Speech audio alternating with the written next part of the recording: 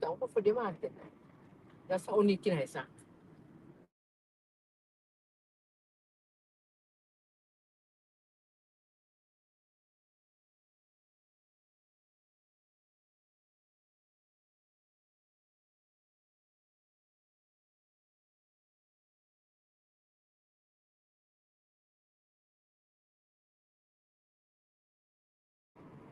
Josephine, you're on mute. Good evening, everybody, and thank you for joining us this evening. Thank you for that. I was on mute that entire time, so please forgive me for that. Welcome to this evening's conversation as we wrap up World Breastfeeding Week 2024. And wrapping up the week does not mean that we are done with the celebrations or we are done with whatever it is, the calls to action for this particular week. But what it actually means is that we use World Breastfeeding Week as a way of kickstarting the theme of the year. And this year's theme is Closing the Gap, Breastfeeding Support for All. On today's call, which is hosted by myself, Josephine Wandia Munene, on behalf of Maziwa Breastfeeding, we want to talk about closing the gap, breastfeeding support at the workplace for all. And in that context, I have three very esteemed guests, and I will allow them to introduce themselves and to tell us how, in what capacity they're coming on the webinar and how it is that they support breastfeeding. I will start with Karesha from the Institute of Human Resource Management. If you can please go ahead and introduce yourself. Thank you. Thank you so much, Josephine. Thank you so much to you and Maziwa for hosting us today. My name is Kuresha Abdullahi. I'm the Executive Director of the Institute of Human Resource Management. It is the body that regulates the HR profession in Kenya and also builds competence, and we lobby for different policies that we believe is useful for the prosperity of the profession and also the workplaces. Thank you. Back to you, Josephine. Thank you very much for that. Next to Beatrice, One Acre Fund. Yeah, hello everyone. I'm happy to be on this platform today. My name's Beatrice Maksala. I work with One Acre Fund Kenya in the HR department under the designation of compensation and benefits specialist. So, of course, the aspect of people support under benefits and in by extension mother support at our workspace is what I squarely deal with, and I'm happy to be here to have this wonderful conversation. Thank you. Thank you, and Karibu Sana. And last but not least, Martha of CamFab. Thank you very much, Josie. My name is Martha Mugi Kimkung. I'm happy to be here. I am the founder and executive director at CamFab. In full, we call it Career Mothers for Exclusive Breastfeeding. I am also a breastfeeding counselor and a champion. And what we do at CamFab ideally is create awareness, support breastfeeding, and also, as the theme says, assist in closing the gap for breastfeeding moms. We will talk more about that as we go. Thank you, Josie. Thank you very, very much, ladies. So as we kickstart, and one of the things about closing the gap and breastfeeding support for all, there was a particular focus on vulnerable populations. And that is the people who are the teen mothers, the disabled mothers, those ones who are living and working in the informal settlements and informal sector in general. My question to you first is to you, Koresha, on when it comes to disabilities, what is the best way that the HR profession can support those who are disabled? And I ask this because I was privileged enough to go for the national launch of World Breastfeeding Week, and we went to the prisons, but there was a lady who gave her testimony, and she uses a crutch. And one of the things she said is that even as we are coming up with these rooms in institutions and in buildings, some of them are still not accessible to mothers with disabilities. So what more is it that you think the HR profession can do to advocate for more support for those who are disabled or less abled?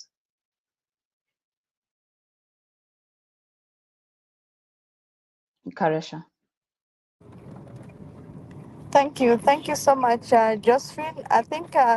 Thank you so much. The theme for this year, I really like it because it's talking about the inclusivity. I must applaud you for that.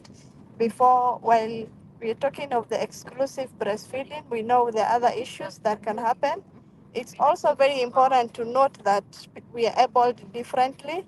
And in the workplaces, I think if I just reference the survey we recently did with Maziwa, some glaring things have come up. Over 60% of the workplaces, for those who responded, mentioned that they actually do not have any guiding policies, and over 70 have said they don't even have lactation rooms in place. And what that means is that now, if someone is able differently, the things I will even look at is, are we even looking into those issues whereby we are not only putting up those facilities, but we are also taking care of the employees who are able differently. While we still have things that need to change, we need to start working into that inclusivity from, first of all, how are we designing our buildings? In Kenya, there is a law that ensures that at our workplaces, we have buildings. Let me start with the buildings accessible for all, so that nobody is left out. Number two, it's the different policies that support, including Employment Act and Health Act, in terms of the lactation.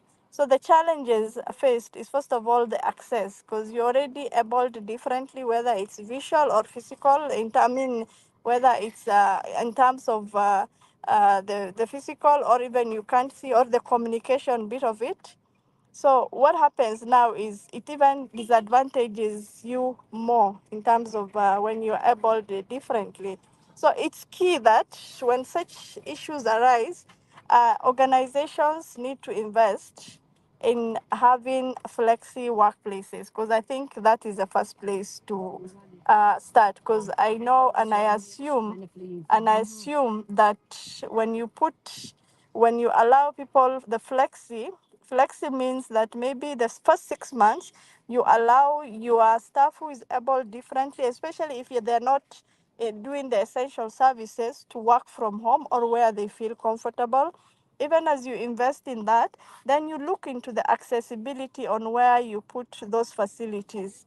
We encourage, and actually every event we have as HR professionals, because we advise our HR professionals that they are the champions of the organizations. In fact, right now, we say no business exists until it's guided or directed by a HR professional. So it's also important that we lobby through the leadership that we have inclusive lactation rooms, whereby accessibility, where we even keep the machines, if any, where you put the sockets, even the baby, if you now, there are those ones who even go extra mile and even provide places for nursing mothers, whereby they can bring in their helps and also bring the baby in. So the accessibility here, not just the building, but also the lactation room, is what we are championing for.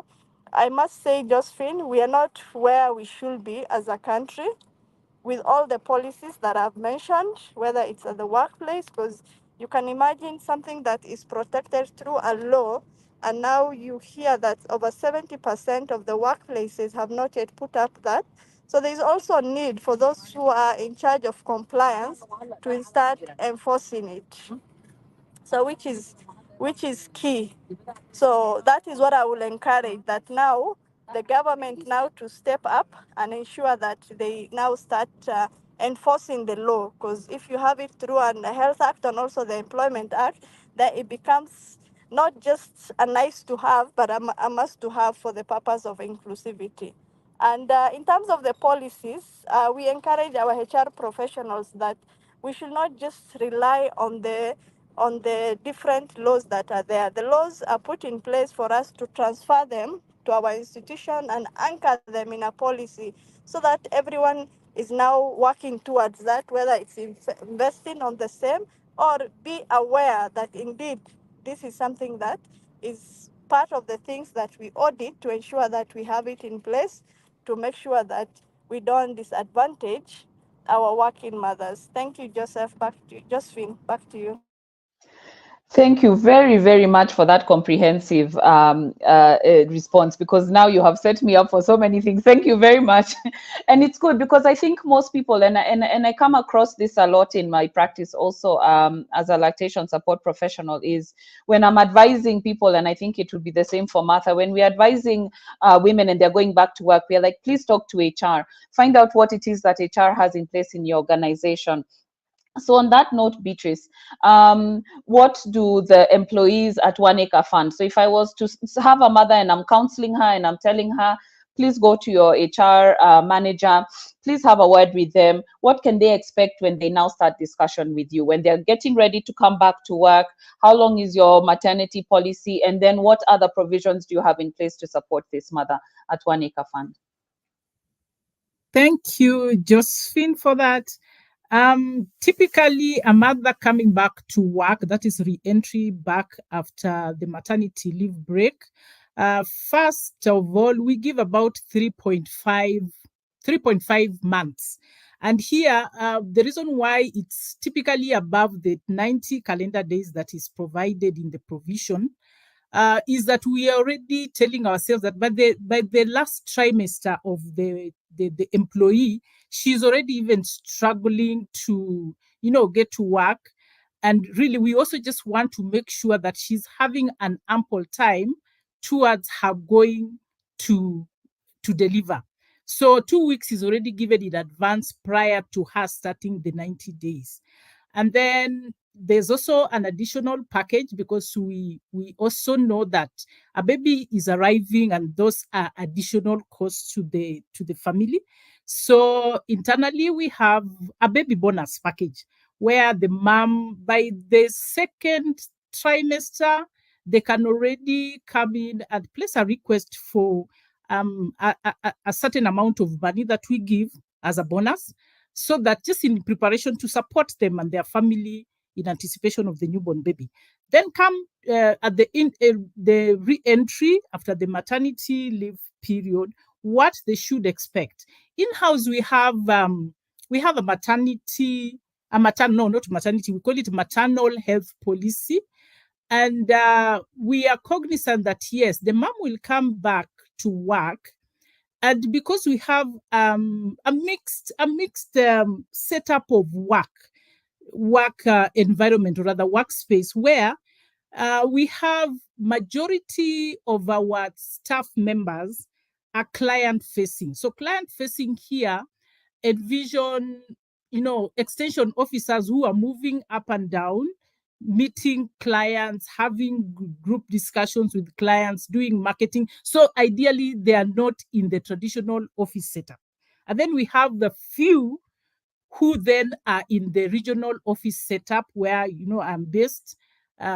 So with that kind of work dynamics, then how then do we support this person? Because we do have lactation rooms for the office-based teams. But of course, for the mom who is expected to wake up from her house, plan her work, get out by 8, and she already has a schedule. Of course, we have virtual meetups and expectations as far as your work schedule is concerned. So she already knows what she's supposed to be doing in that particular 1 week. But she would not be able to come back home, neither will she be able to access a lactation room because of the diverse nature of her working space. So then how do we support such a mom? So internally in our maternal health policy, ideally for this particular employees, we do have 2 hours break that the mom is already aware that when I'm getting back to work, in every other day, I can either come in early or leave. I can either come in late or leave early, or depending on maybe even where, because we also make sure that wherever it is they're working, they're also from those localities. Then she can able to be going back home for the 2 hours break for the purpose of breastfeeding. But of course, we do know that still we have a lot to improve on that.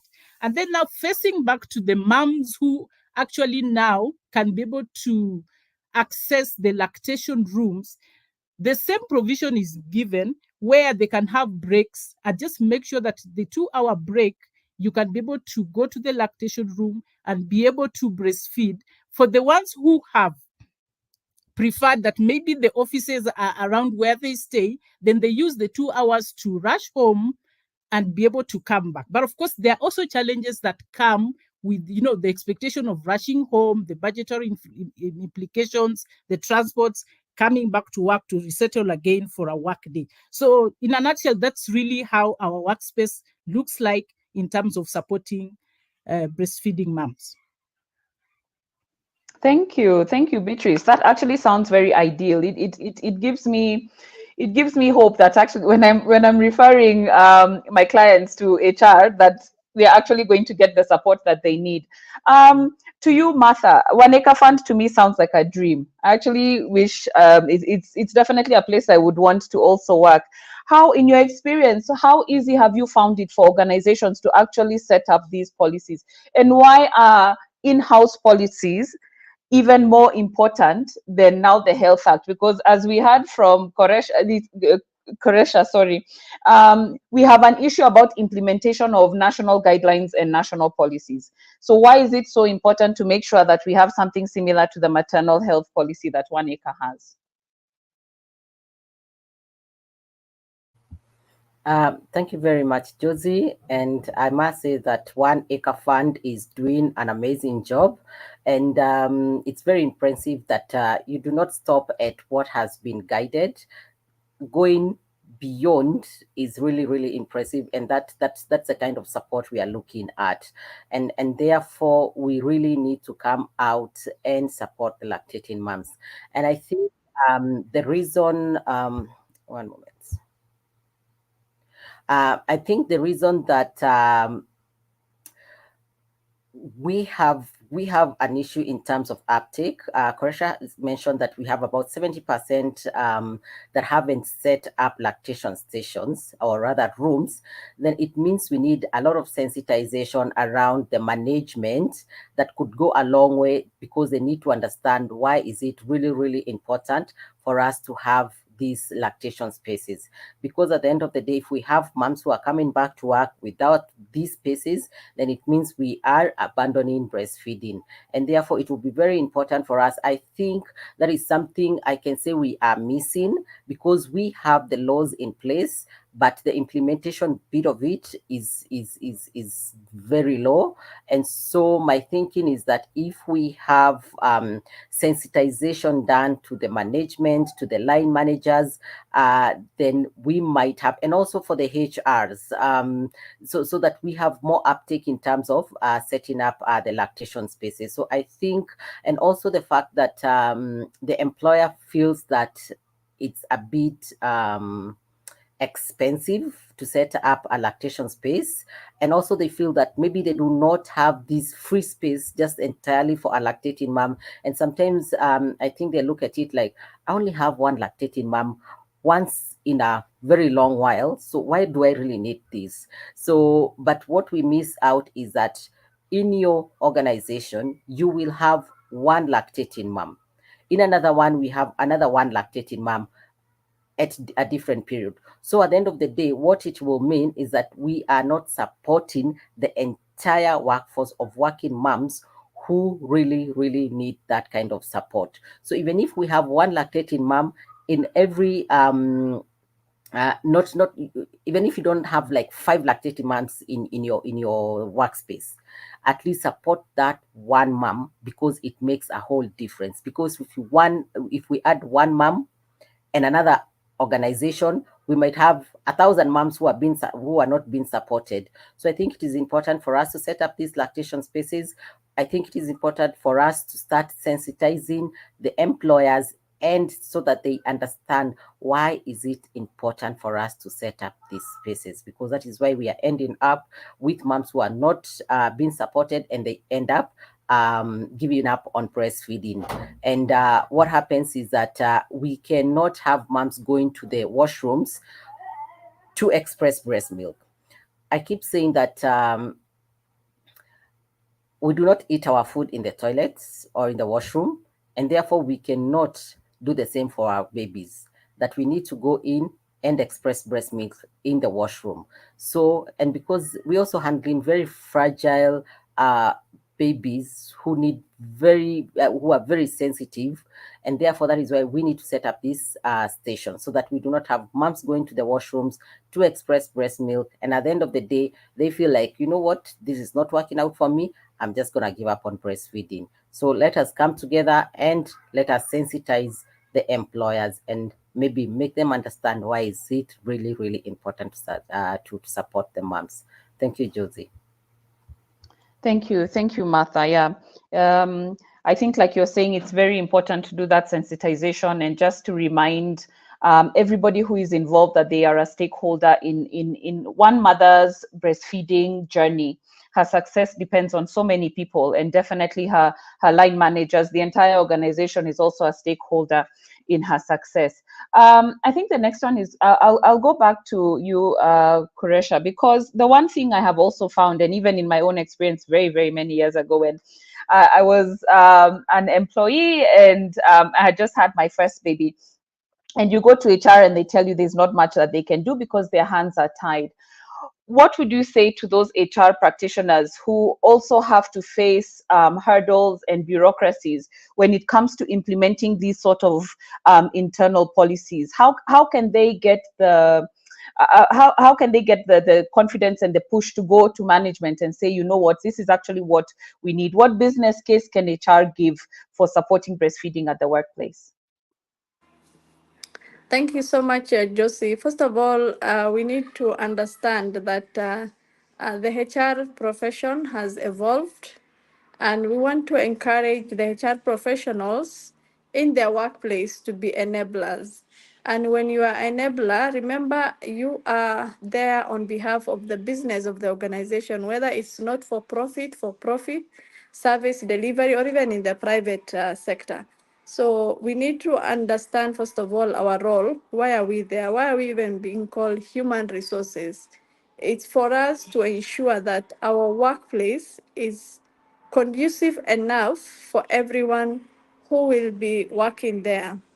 So, and for you to do that, you must ensure that you understand the business model, and also you understand and build rapport with the leadership. Bureaucracies can be there, but remember, here we are talking about a policy or an issue that is anchored on law. And when it's law, it means you must abide to it. So the first place to start is sensitize on the leadership on the law. And I like what Martha said. You might think you only have one lactating mother in your workplace, but remember the effect it will have. One in 100 organizations, that is one too many for us to be losing. It's also important that you get even as you get the buy-in of the leader, you also use the other strengths that work for us when you have women in the organization. I think it's the research is out there.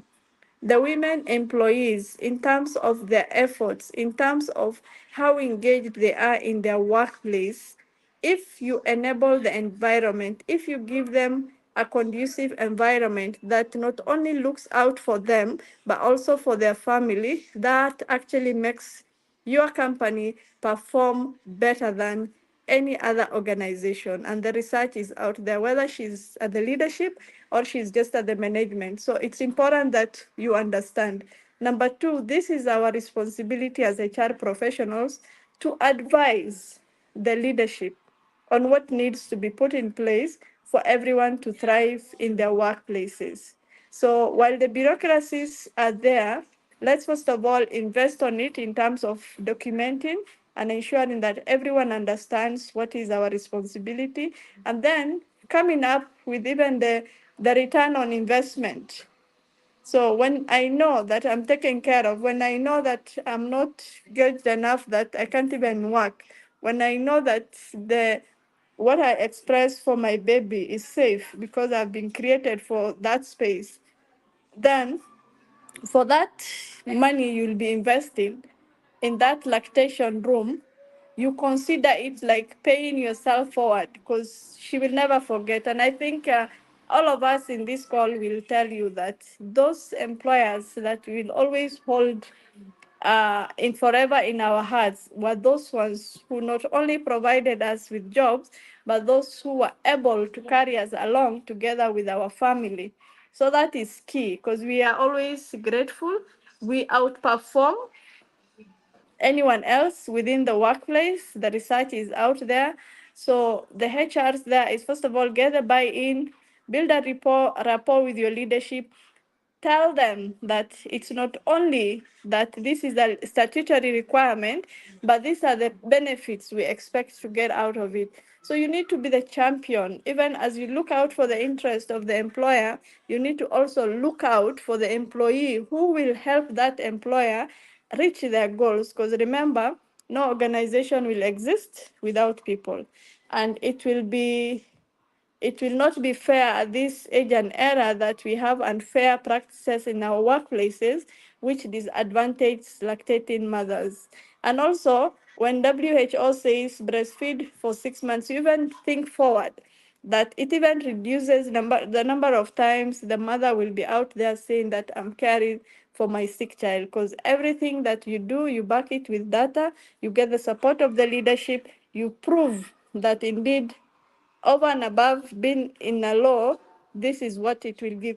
And even the image of the organization, I mean, congratulations, One Acre Fund. When you have such comprehensive policies that does not just look out on do I have the room, but also accommodate them by giving them the extended those hours and even extending their maternities, you must be applauded. I think there's so many ways we can handle this, whether it's through policy, extending our maternity. And one thing I think everyone needs to understand, when something is put into a law, that is the bare minimum. For example, the Employment Act says 90 days maternity.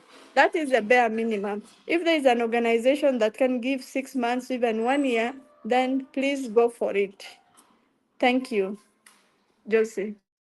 Thank you. Thank you so much for that. And interestingly, like I said, I had the privilege of going in, and both Martha and I were there at the National World Breastfeeding Week launch at the Langata Women's Maximum Prison. And believe it or not, they actually give their wardens over 6 months, including flexi time.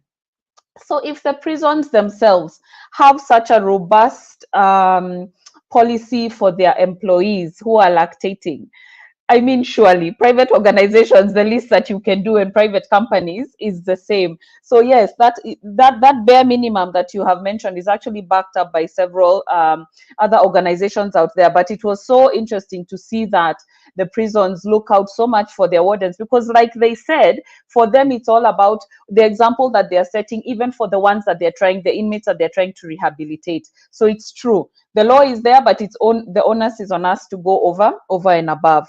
Back to you, Beatrice. Actually, in terms of when you said there's a mixed setup and the field workers, I know that there's something that you're also doing with Maziwa to enhance the provisions that are available to those who are out and about. So what is it that you've put in place so that they're able to at least express, even if they don't have access to a room and they're out in the field and they're meeting clients? I think I must say that is the biggest challenge that we are currently facing as an employer. Because in as much as we would really want to support the breastfeeding mom, but we are also cognizant that the work environment of the workspace where they are at ideally does not even offer the opportunity for us to be able to say, hey, either we are putting a mobile lactation room, if that is something that can happen. So currently, maybe going back to the experience that we had with the Maziwa Limited team, in our HQ offices, yes, we do have lactation rooms. But remember, that the lactation rooms initially were just open for Beatrice comes in with her, her gadget or her pump to be able to express during the hours of break that we have given in our policies. But not everybody can be able to afford a breast pump. We do know that they are also quite affordable. They're quite expensive. So not everybody is able to afford that. And those who are not able to afford that, you would find that they would rather now pick the option of either going home early or breaking during their lunch break. They go home for about 2 hours, which of course ideally have their productivity wise does not make sense, because if you are to go home at noon and then you take another 2 hours break and struggle to come back to work, then really that still is not really helping. So the Maziwa pump coming in and the trial projects that we had about 25 participants here, both mixed. Some were in the HQ teams and others were in the remote setup. And actually, we had a very good feedback from the remote setups, because here, maybe just breaking it down how the moms were going about it. You already have the pump, you have the charger. So throughout the night, you can be able to breastfeed your child, and at the same time, you make sure that the pump is fully charged. So in the morning when you wake up now to start doing your rounds, your extension activity, wherever it is you're expected to go as per your work schedule, they are literally now working. They have the pumps in their bags, because there was also the provision of the cooler bags and the storage bottles that they could use. Of course, we know it is not the ideal scenario because we don't have a lactation room wherever it is they are going. But now what was happening is that they would find, for example, if they're going to a meeting with other colleagues, and of course there is a facility, there's a venue, they would just get a secluded place away from the team and just, have a chair, make sure it is clean, because you have your cooler bag, you have your equipment is already clean, making sure that you're able to wash your hands. And then they use a lesso or a kikoi, because the breast pump was in such a way that as soon as you connect it to your breast, you don't even need to do any other thing like the traditional expressing where you're struggling to actually express the milk. So the charger will do its thing while you are also even on your phone checking your emails. So from the feedback that we had from the field facing team, even the fact that where they were expressing their milk wasn't the ideal scenario was an upload for them, and they really felt that yes, I can actually be able to in a work day, instead of struggling with heavy breast, I'm not able to breastfeed because I'm not able maybe to go home for the 2 hours break that I've been given, but I can be able to express milk, store it in the cooler bag that I was given, and now take back the milk back home. So that was a winner for our teams. Then of course we are still looking forward to thinking beyond the box, beyond the lactation rooms, on how our teams in the field can actually benefit with a mobile, while in transit, how can they be able to better express milk in their workspaces. And then of course coming back to work with the Maziwa trial teams that were within the lactation workspaces, of course, still there was still challenge, because remember, as much as we have the office spaces, work how would I put it? Work expectations is still different dynamics. We would have maybe a team, they are based in a certain HQ office, but they're expected to rotate within facilities around that headquarter office. So still, we realize that it posed as a challenge that they will still not ideally be able to come from the facility where they were expected to work for that day and come back to the lactation room to express milk. So the fact that they even had a gadget to move around with, they would be able to express milk in whatever facilities for that particular week where they were at, and of course not be obligated to come back to the centralized lactation facility. Then of course, for the teams who are already within the facility, we had a roster. They could walk in and be able to know that, hey, Beatrice can be able to use the lactation room at this time. And another person can be able to use the lactation room maybe a couple of hours later. So ideally, it was a mixed experience from the up loud and, of course, to the challenges that we realized that we must now start thinking through for both teams, whether they're working in the field or they're working in our HQ office spaces. Thank you. Thank you very much. Yes, continue, Beatrice. Sorry. No, sorry, I was just saying back to you. All right. Okay. Fantastic. I think that's a very good example of how innovation is actually also bringing us closer to breastfeeding support for all. So those who are out in the field and they are able to have a breast pump that they don't have to connect to a power source, they can charge at home. So those are the kind of innovations that help us. In addition to that, now, Martha, I know CAMFEB recently also launched a lactation pod. Could you please tell us more about that? Because I remember you were very specific about it not being called breastfeeding pod, but lactation pod. Could you just expound on that in the context of also what we're talking about? Thank you, Josie. So yes, last weekend, that's on Saturday, we launched a lactation pod during the breastfeeding run, which we are inviting you next year during the World Breastfeeding Week. We'll be having a breastfeeding run every year. So we launched a lactation pod. This lactation pod is a mobile lactation pod, which is very compact, very small, and it takes very little space that it can be put in an existing space. And something else interesting about this lactation pod is that it can be assembled on site.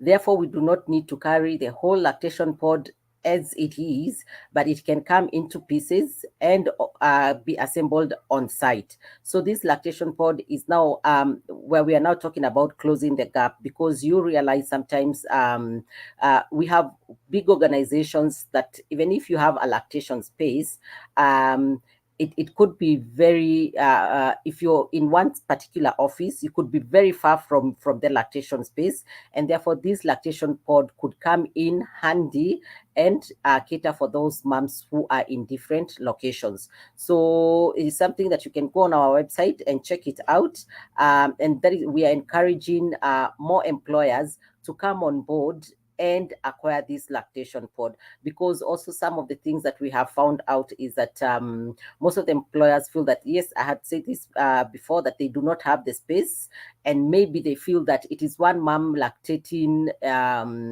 at a particular period and not like maybe 5 or 10, and so they feel there is no need for that.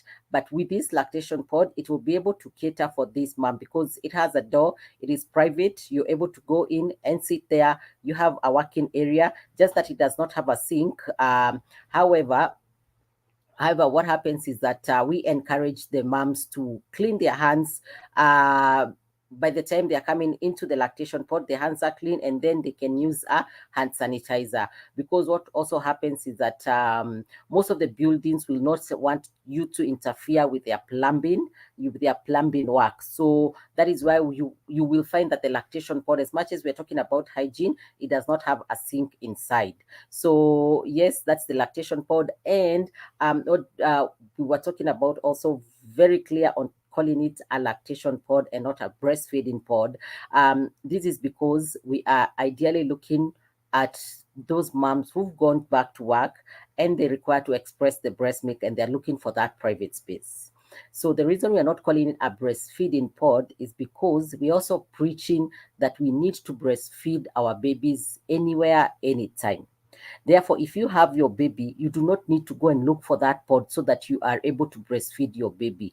No, breastfeed your baby. If you have your baby, breastfeed them where you are at, be comfortable, and give the baby the breast. And therefore, that is why we are very clear on calling it a lactation pod, especially for moms who are going back to work without their babies with them. So yes, we have this, and I think it's very ideal for employers to have a look at it and consider getting a lactation pod. And what Croatia was saying, we could rise the numbers of the institutions which are setting up lactation spaces from 70%. We can even say by the time we are going into 2025, we at least have an uptake of up to 50%, let's say. So we're encouraging employers to take up this, and it will help in closing the gap, as it is the theme for this year. Thank you, Josie. Thank you, Martha, for elaborating. Yeah, for me, I found it very, very interesting because I always wonder what happens to these women who are in town because they're either working in town or you're commuting and you need to express. So for me, things like having those lactation pods set up somewhere that is very convenient. I can step into the pod and then I can express my milk, and then at least I can continue with my day. So when I speak about those women, Koresha, where does IHRM come in when it comes to, can I say, the informal sector? Um, how is HR set up in that space? Because even when I think about now, let's say for me, I have employed maybe one or two people. I run a small stall in town and things like those. And my lady wants to go on maternity leave. Then of course she wants to come back. From an HR perspective, how do you advise us small and micro enterprises in terms of supporting our employees and making sure that their rights are protected? Oh, I think she dropped off. Oh yeah, there we go. Thank you, Josie. Yeah. I sorry, I dropped off. I just got back, but I think I got your question, and thank you. I think I must applaud Martha on what you guys have done, because now, from Maziwa with their innovation in terms of the breast expressing machines, and now with the lactation pods, we're going to get there as a country. So congratulations for everyone who is doing something in this space. You've talked about our job at IHRM is first of all to connect the HR professionals with information. And one of them is the different innovations we're seeing. Like when we had Maziwa, we had made sure that as many HR professionals as possible know about it. And now that we know there are lactation pods, I'll make sure that they also know about, so that first of all, we kill that, it's expensive to set up, we don't have the space, yeah? Now, in terms of the HRs in the informal sector, I must say that we have not yet penetrated. And Josie, that is where the minimum is given in terms of even the maternity, because they just stick to what is in the law, and you can understand it's the nature of the business. And as IHRM, we lobby a lot, especially with the government, because right now, when you see someone already struggling with an SME, they may not be able to have enough to take care of the mothers in the lactating mothers in their workplaces. So who's going to bridge that gap?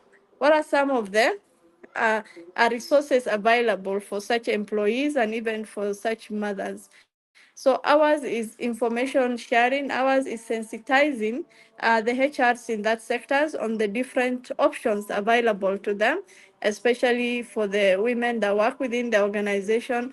And what we promote most is sharing with them different ways of work, especially the flexi work, allowing mothers to either come in late or leave early if she's near the baby, or even allow if to come along with the baby, and encourage them to even have a caretaker in their workplace who can support.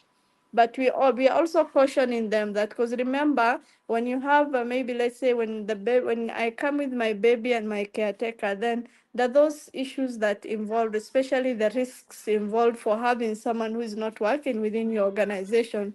So we encourage them to anchor it clear in the policy. The risk, is it passed to the employer, or the employee is supposed to ensure that in terms of the hygiene, the culture of that person coming into even the medical insurance, because sometimes we don't want to assume that everything can go well in that space. So for the informal sectors, and we work with several of them, we have founders of SMEs who are also members of the institute, One of our members works with the mothers from back to work, and we support her closely in ensuring that as many mothers as possible attend those meetings. So we do more of the sensitization, the advocacy, and finding the missing link between the government and also the employers to make sure that we strive for inclusive workplace. Thank you, Josie.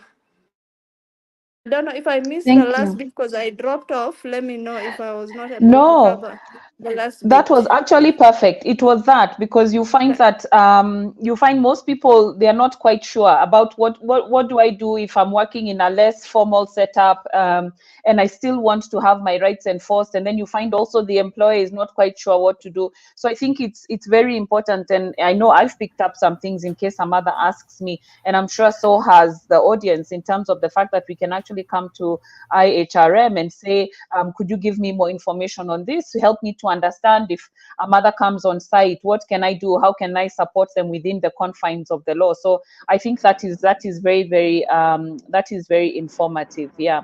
Um, Um, Hello, Josie. yes, Martha. Yeah, sorry, could I add something? Of course, please.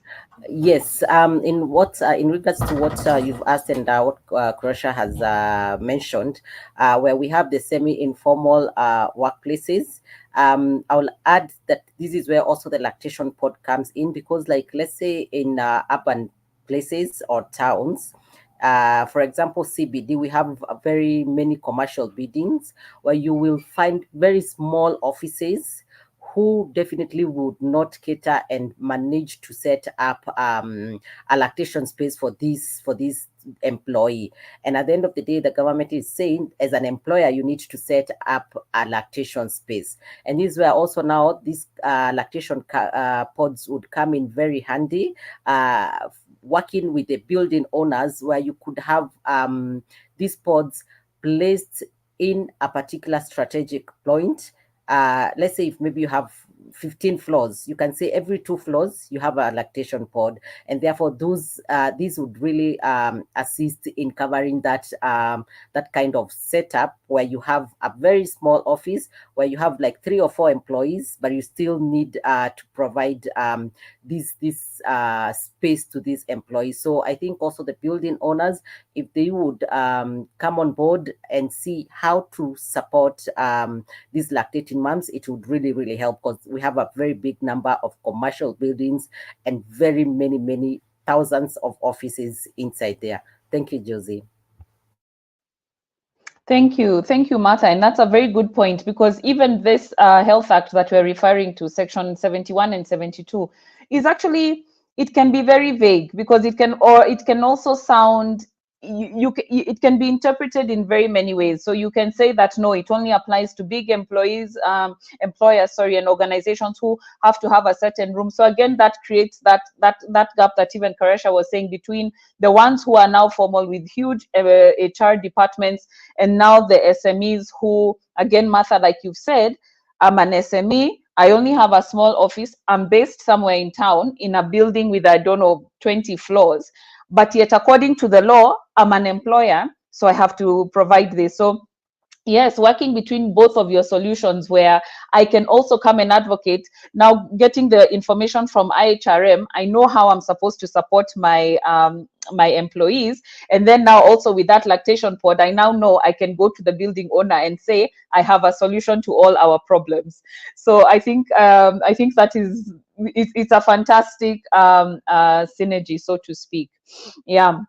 And as we start to round up this conversation, which I think for me has also been quite informative, especially from the HR side. Like I said, it's nice to be able to know what to tell moms when they come to us and they're like, I'm going back to work. Um, Beatrice, where do you see yourself going? Like, in terms of, you mentioned that yes, you'd want to do more for your field workers. Where would you see yourself getting that support in order to now bridge that gap and to make sure that everybody in the organization, those in the regional offices, and especially the majority of whom are client facing, what do you want for them, and how do you want to see that come to fruition? All right, thanks. I think I would want to envision an ideal scenario where, if possible, as soon as maybe we are already preparing a mom, because those conversations normally are there, because if you're going for maternity leave, you must already start planning for your transition. Somebody has to come to your docket to support. And then, of course, in that planning, I think I would want to envision a scenario where we're already thinking even of the mom and going beyond, like already thinking of the work dynamic. Let me use two examples. Priscilla and Shayla are going for maternity leave, right? Shayla works in the office space. We know there's an available lactation room. And then Priscilla works in the remote extension services. We know we do not have that. So just intentionally already thinking of this type of moms, the Priscilla's numbers that we already have in the system. How best are we going to support Priscilla, even as she's picking her baby bonus, even as we are giving her additional 2 weeks away? And also, are we able to afford, if we have 50 Priscillas going for leave, are we able to afford to maybe make sure that every other Priscilla can actually have their own breast pump? Because remember, in the lactation rooms, there's the sharing of the chargers, vis-a-vis Priscilla in the field who might not ideally even have a breast pump. So maybe if the organization can be able, employers can be able to afford for the breastfeeding mom as part of support to have Priscilla go home, the employee go home with a breast pump, with already training of what to expect. And then even when you are coming back now to the re-entry back, because so much happens in 90 days. Work performance expectations have moved. You've come into a department where you thought things are happening this way, restructure happened. That is a typical work environment. So remember, Priscilla is struggling. The mom that is lactating is already worried about the baby they have left at home. And then they're also meeting a manager who is setting expectations of work, and she's been away for 90 days. So just that re-entry and also balancing that, how do I make sure that Priscilla is balanced, that her baby is supported, even as she's coming back to work with the work expectations. And if Priscilla was to have this breast pump early enough, like as soon as she delivers, then there's that added advantage that she can already start practicing expressing milk, even just going about her businesses as much as she's at home. But I'm sure she'll want to go to the market or go somewhere and leave the baby. So that experience is already coming early for Priscilla, even before she comes back to work. So really, that's the ideal scenario that I would want to envision, that maybe an employer, including my own, would be able to support the employees, the moms, to be able to own that gadget early enough and then support the re-entry back. In-house, I know we do have, because remember, as much as the employees coming back, we also need a collective support from the rest of the colleagues. Of course, more or less coming from the immediate managers. So just making sure that everybody is aligned, that if Priscilla is expected to actually have her 2 hours break to go for, the lactation break, then it shouldn't be the time for Beatrice, the manager, to suddenly remember that there is a meeting that she's supposed to be holding at that particular. So just making sure that there's that support for the moms for the period of, like, internally we give the 2 hours for a period of 1 year. And then in addition to that, things happen because, by the end of the day, work expectations or productivity against a Priscilla and a John in the workspace is the same. Really, no one cares whether you are breastfeeding or otherwise. So things happen.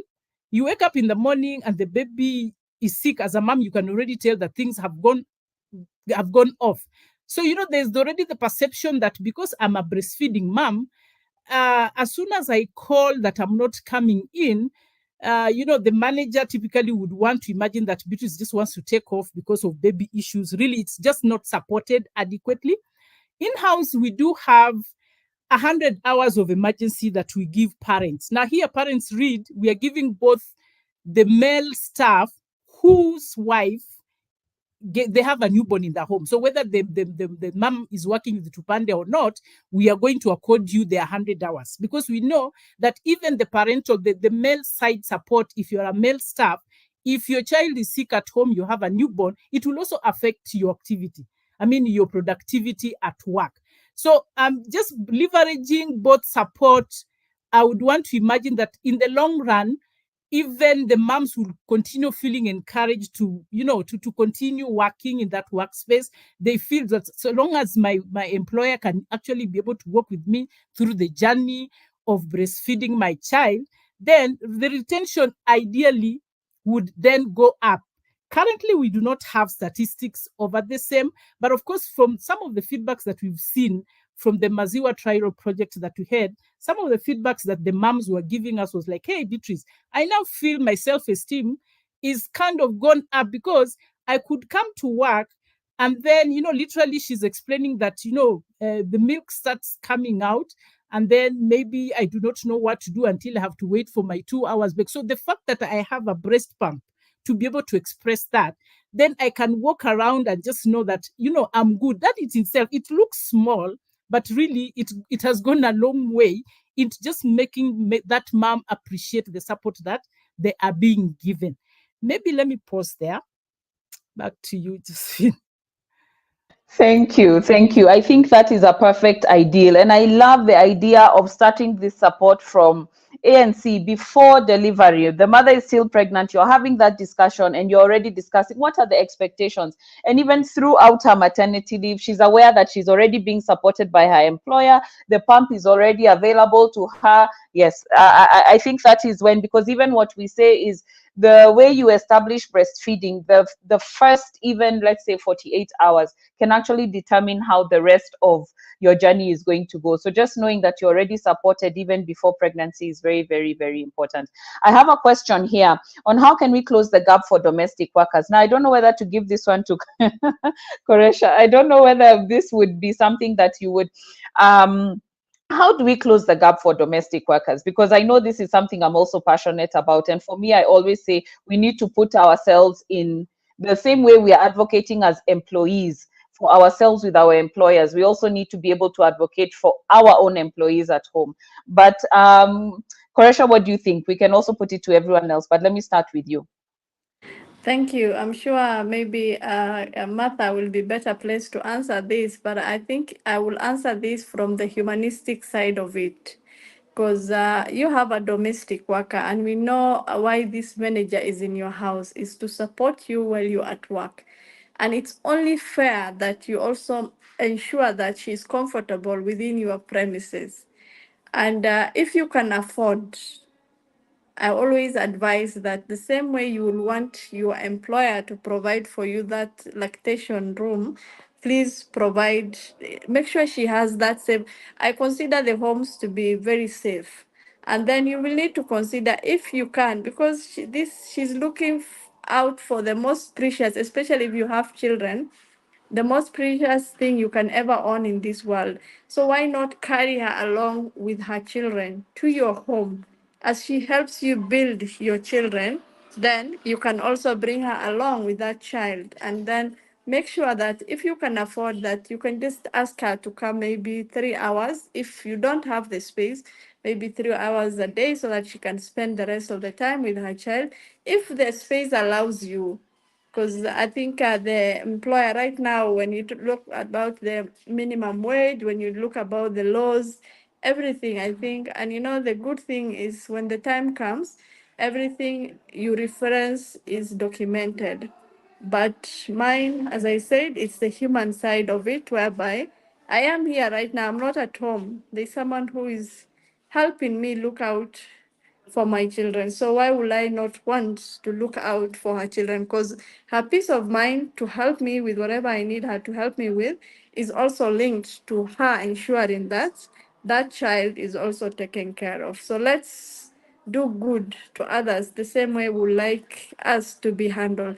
And it's possible. And Josie, I say, if you can afford a caretaker, and I mean a house manager, and she's in your house, then I do not think that you cannot afford to accommodate her and give her that lactation space, or even the time for her to with the minimal, without attaching on her wage, that you give her certain times that she supports you while you are away, and then you can alternate.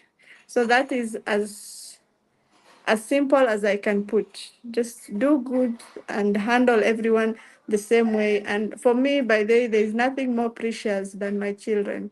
And I tell people how whoever is helping me out to raise them 8 hours every day, the same way I'm at work, then why not?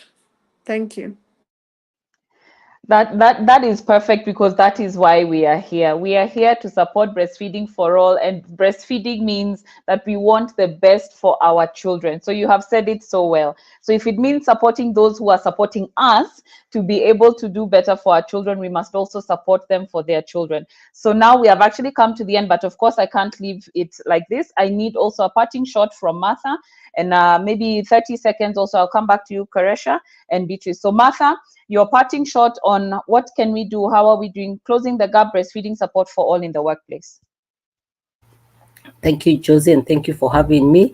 My parting shot is that we have many solutions to support the lactating moms, and we do not have excuses in terms of when it comes to space, and especially with innovations like the lactation pods. So what I would encourage all employers is to come on board and support all lactating moms. Thank you, Josie. Thank you, Martha. Thank you for being here. Kuresha, one last word of wisdom. Thank you so much. As we celebrate the World Breastfeeding Week and it comes to end, I would like to encourage all the HR professionals to ensure that they enable their workplaces by implementing the different laws that are there, and ensure that the lactation rooms and the other maternal issues are anchored in their policies. And as IHRM, we are here to support, and we'll always link you up to the teams like Maziwa and the good work that Martha is doing. And we congratulate Beatrice for what she's doing, and we need to emulate her, all HR professionals, and ensure that our workplaces are similar to what she has said. Remember, for every child that is born, there is a mother who carries that child. And remember, for every child that is born, there is a mother who carries that child. Thank you. Thank you very much. Beatrice? Yeah, thanks everyone. I was happy to be on this platform. And as we end the celebration of Breastfeeding Week, my parting shot really would be just let's think beyond the traditional workspaces and figure out how to support in different work dynamics that currently we have. Thank you. Thank you. Thank you again to my panelists. Thank you so much. This has been so informative, like I said, and to everybody who is watching and who is going to watch this recording. My call to you is do what you can to please support, whether it's at the workplace, whether it's in your home, whether it's your family member, whichever circle that you find yourself in, please. My message to you is every little counts. Let us close the gap by providing breastfeeding support to all. And hopefully by the time we start the next World Breastfeeding Week, we'll have had this entire year to make sure that we've made a difference. We've changed the numbers, not just the data, but we've changed every single person's life, because when we talk about breastfeeding, we're talking about the next generation. So thank you so much to everybody who has managed to watch us. Thank you to everybody, all my panelists, and may everybody have a wonderful week, and let us continue advocating for breastfeeding. Thank you so much. Thank you, Josie.